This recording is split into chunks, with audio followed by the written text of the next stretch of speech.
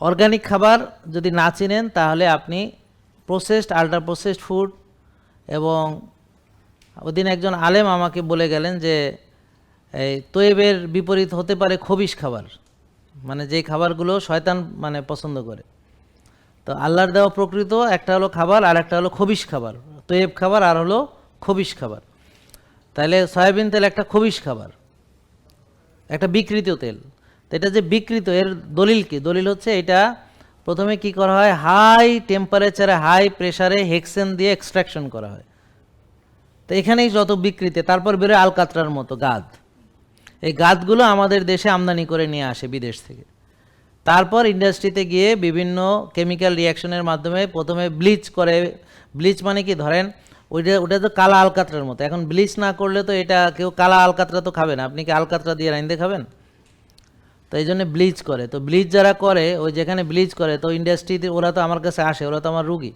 তো বলে যে আমার যেখানে এই কাজটা করা হয়, ব্লিচ করা হয়, তো ওখানে যে কয়জন আছে সবার চুল দাড়ি মোষ তারপরে যা আছে দেখার মতো সব সাদা, বয়স যাই হোক, বুঝলেন না কথা, সব সাদা, মানে ওরাও ব্লিচ হয়ে গেছে।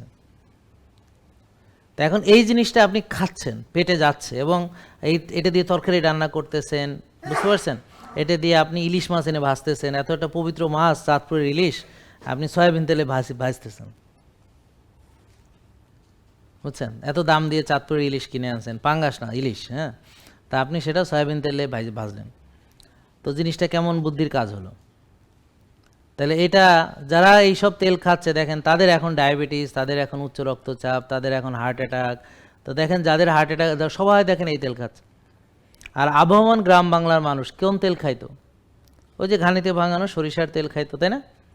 নাকি আমার দাদা বা তার দাদা কি খাইতো? তো তখন কি তাদের হার্টের প্রবলেম ছিল, ডায়াবেটিসের প্রবলেম ছিল, উচ্চ রক্তচাপের প্রবলেম ছিল?